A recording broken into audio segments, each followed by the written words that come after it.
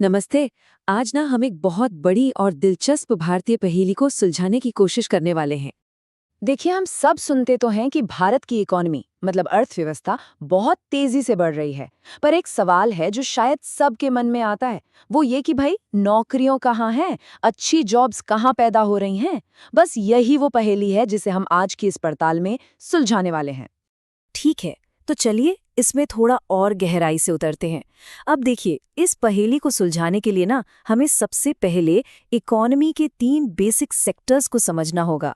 आप कह सकते हैं कि ये इस गुत्थी के पहले सुराग हैं। तो सबसे पहले आता है प्राइमरी सेक्टर यानी कि प्राथमिक क्षेत्र। इसमें वो सारी एक्टिविटीज आ जाती हैं जहां हम सीधे सीधे कुदरती संसाधनों का इस्तेमाल करते हैं, जैसे कि खेती हो गई, माइनिंग यानी खनन हो गया, या फिर मछली पकड़ना। जैसा कि इस तस्वीर में कपास की खेती हो रही है। और सच पूछिए तो यही बाकी सभी प्रोडक्ट्स का आधार है, एकदम फाउंडेशन। अच्छा, इसके बाद आता है सेकेंडरी सेक्टर। इसे इंडस्ट्रियल सेक्टर भी कहते हैं। यहाँ क्या होता है? यहाँ प्राइमरी सेक्टर से जो कच्चा माल मिला उसे तैयार माल में बदला जाता है। बहुत सिंपल है, जैसे गन्ने से गुड़ बनाना। ये पूरी की पूरी दुनिया है मैन्युफैक्चरिंग की। और फिर है तीसरा टर्शरी सेक्टर, जिसे हम सब सर्विस सेक्टर के नाम से जानते हैं।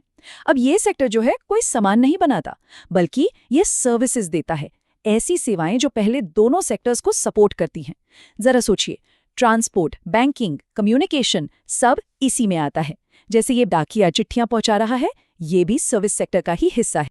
तो फटाफट से एक बार समराइज करें तो प्राइमरी सेक्टर यानी खेतीबाड़ी से जुड़ा हुआ, सेकेंडरी सेक्टर मतलब इंडस्ट्रियल सेक्टर, और टर्शरी वो हो गया हमारा सर्विस सेक्टर।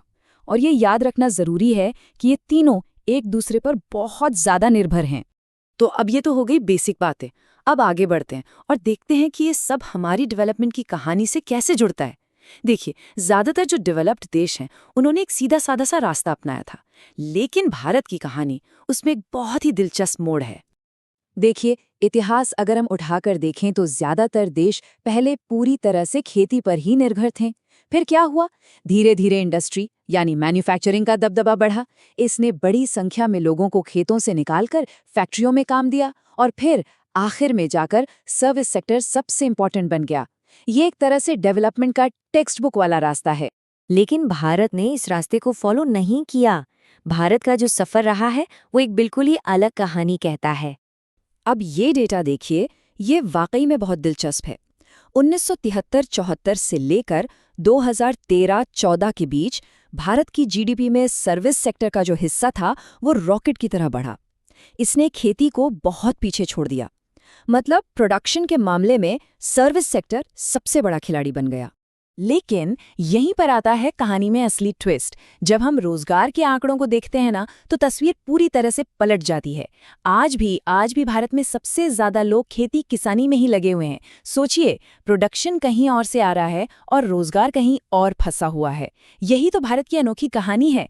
हमने मैन्युफैक्चरिंग वाली सीढ़ी को एक तरह से स्किप कर दिया और सीधे सर्विसेज की दुनिया में छलांग लगा दी। तो सबसे जरूरी बात जो निकल कर आती है वो ये है कि जीडीपी में तो तीनों सेक्टर्स की हिस्सेदारी बदल गई, लेकिन रोजगार के मामले में ऐसा कोई बड़ा बदलाव नहीं हुआ। और यही हमारी पहेली का असली सेंटर है। सवाल ये है कि आखिर ऐसा क्यों है? तो इस बेमेल स्थिति को समझने के लिए हमें एक बहुत ही जरूरी कॉन्सेप्ट को समझना होगा, और वो है छिपी हुई बेरोजगारी। तो ये छिपी हुई बेरोजगारी, या जिसे अंडर एम्प्लॉयमेंट भी कहते हैं, ये है क्या? ये एक ऐसी सिचुएशन है जहां किसी एक काम में जरूरत से ज्यादा लोग लगे हुए हैं। मतलब वो सब काम करते हुए तो दिखते हैं, पर असल में वो अपनी पूरी कैपेसिटी से काम नहीं कर रहे होते। चलिए इसको एक उदाहरण से समझते हैं, लक्ष्मी के परिवार की कहानी से। मान लीजिए उसके परिवार में 5 लोग हैं और सब के सब एक छोटे से खेत पर काम करते हैं। लेकिन असलियत ये है कि उस खेत पर काम करने के लिए सिर्फ 3 लोगों की जरूरत है। तो हो क्या रहा है? हर कोई काम तो कर रहा है, पर किसी को भी फुल टाइम रोजगार नहीं मिला हुआ है। और यहीं पर सबसे मजेदार बात है, अगर लक्ष्मी के परिवार के वो 2 एक्स्ट्रा लोग कहीं और जाके काम करने लगे तो भी खेत के प्रोडक्शन पर कोई असर नहीं पड़ेगा, वो उतना ही रहेगा।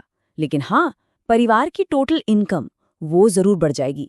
यही है छिपी हुई बेरोजगारी का असली असर। तो ठीक है, प्रॉब्लम तो हमें समझ में आ गई। अब सवाल उठता है कि इसका सल्यूशन क्या है? नए रोजगार कैसे पैदा किए जाएं? चलिए अब कुछ संभावित समाधानों पर नजर डालते हैं। देखिए, इसका कोई एक सीधा साधा जवाब नहीं है, बल्कि कई लेवल्स पर काम करना होगा। स्टेप 1, गांव में इंफ्रास्ट्रक्चर में इन्वेस्ट करना, जैसे कि डैम, नहरें और सड़कें बनाना। स्टेप 2, किसानों को बीज और मशीनें खरीदने के लिए सस्ता लोन देना। स्टेप 3, दाल मिल और कोल्ड स्टोरेज जैसे लोकल उद्योगों को बढ़ावा देना। और आखिर में स्टेप 4, एजुकेशन और हेल्थ जैसी सोशल सर्विसेज में भी इन्वेस्ट करना, क्योंकि वहां भी तो जॉब्स बनती हैं। और इसी दिशा में एक बहुत बड़ा कदम उठाया गया था Mahatma Gandhi national rural employment guarantee act 2005, जिसे हम सब मनरेगा के नाम से जानते हैं। ये स्कीम क्या करती है? ये ग्रामीण परिवारों को साल में 100 दिन के रोजगार की गारंटी देती है, ताकि ये जो छिपी हुई बेरोजगारी की समस्या है उससे कुछ हद तक निपटा जा सके। लेकिन रुकिए, इस पहेली की एक और लेयर है। बात सिर्फ नौकरियों की गिनती की नहीं है, बल्कि उनकी क्वालिटी की भी है। और ये चीज हमें ले जाती है ऑर्गेनाइज्ड और अनऑर्गेनाइज्ड सेक्टर की दुनिया में। तो यहाँ पर दो कहानियों को देखते हैं। एक तरफ है कांता, जो ऑर्गेनाइज्ड सेक्टर में काम करती हैं, और दूसरी तरफ है कमल, जो अनऑर्गेनाइज्ड सेक्टर में काम करते हैं। और इन दोनों की काम करने की दुनिया में जमीन आसमान का फर्क है। देखिए, कांता की दुनिया में एक तरह की स्टेबिलिटी है, रेगुलर सैलरी मिलती है, काम के घंटे फिक्स हैं, जॉब सिक्योरिटी है, पेड लीव जैसी सुविधाएं हैं। वहीं दूसरी तरफ कमल की दुनिया पूरी तरह से अनिश्चित है। उसे रोज की दिहाड़ी मिलती है, काम के घंटे तय नहीं है, जॉब की कोई गारंटी नहीं, और उसे कभी भी बिना किसी नोटिस के काम से हटाया जा सकता है। और अब यह आंकड़ा देखिए, ये सच में चौंकाने वाला है। भारत के ज्यादातर मजदूर, ज्यादातर काम करने वाले लोग कमल की तरह ही अनऑर्गेनाइज्ड सेक्टर में काम करते हैं।